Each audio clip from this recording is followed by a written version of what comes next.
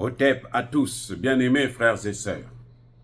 L'Ukraine, depuis un certain temps, a décidé de s'attaquer aux raffineries de pétrole, tout ce qui touche l'énergie en Russie, comme la Russie le fait d'ailleurs en Ukraine. Très bien. Les Français se réjouissent. Ils disent, mais ça a réduit la force économique de, de la Russie de au moins 14 à 15%. Son économie de guerre va diminuer, donc c'est une très bonne chose. Ce que LCI ne vous a pas dit, c'est que la France elle-même est un grand acheteur du gaz russe à hauteur de 1 milliard de dollars américains par an. 1 milliard d'euros plutôt par an. Et ça ne cesse d'augmenter depuis un certain temps. Oui.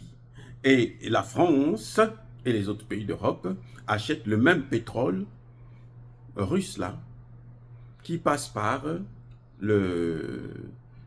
comment vous appelez ça? L'Inde et la Chine. Et l'Inde et la Chine reçoivent aussi sa part. Et combien ça fait? Le prix quand il arrive en France, ils achètent le pétrole et le gaz là, au moins 5 fois plus cher qu'au prix normal où la Russie leur envoyait ça. Maintenant, la réponse est venue des États-Unis d'Amérique,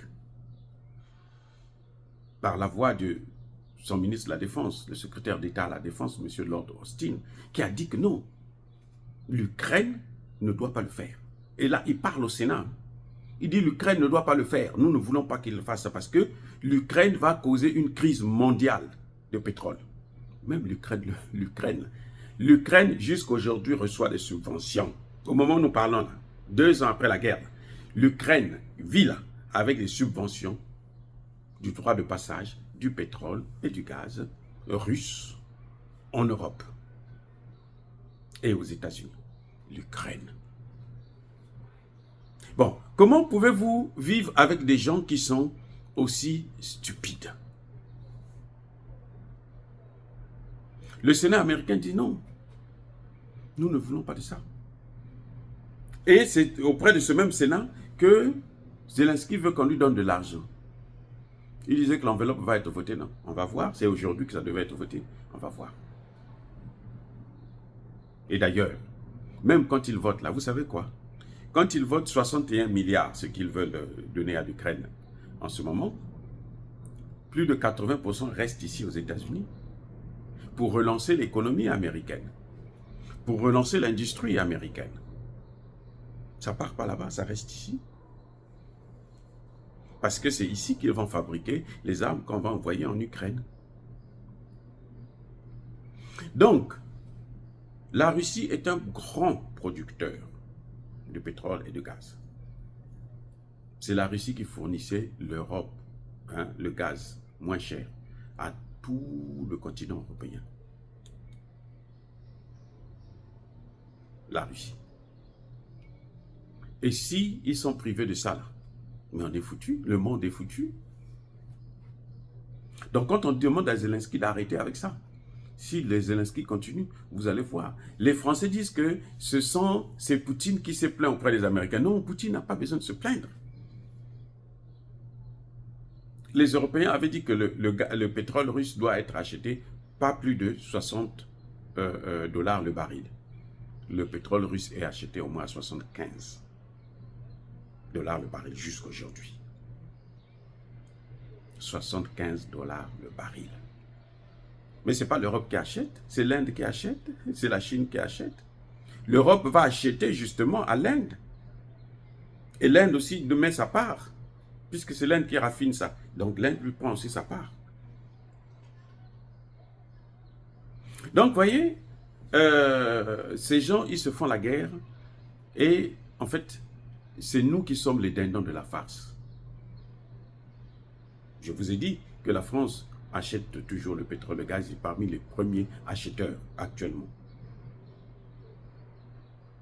Les États-Unis continuent à acheter l'uranium enrichi, fabriqué en Russie. Mais attendez, de quoi, c'est-à-dire que, mais pourquoi ils jouent avec nous comme ça?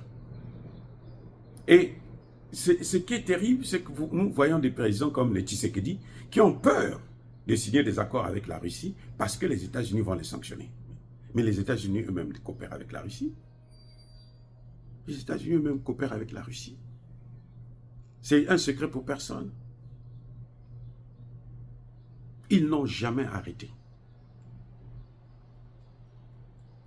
Les Français, comme ils ont perdu l'uranium du Niger, là, ils seront obligés là, de prendre l'uranium russe. Et surtout l'enrichissement, là, les Russes sont les meilleurs dans l'enrichissement de l'uranium. Vous voulez enrichir l'uranium, il faut passer par la Russie. Voilà le problème. Dire cela, c'est inciter à la haine ou à la violence. Non. Arrêtez de manipuler les Africains. Et les pays africains, là, les dirigeants africains, doivent arrêter de se faire manipuler. Nous sommes aujourd'hui dans la multipolarité. Aucune puissance ne peut vous imposer avoir des relations particulières seulement avec elle. Non. Vous pouvez avoir des relations bilatérales avec n'importe quel pays au monde. Vous allez vers le plus offrant. Et aujourd'hui, le plus offrant s'appelle Poutine, la Russie. Ça s'appelle Xi Jinping, la Chine. Ça s'appelle Modi, l'Inde.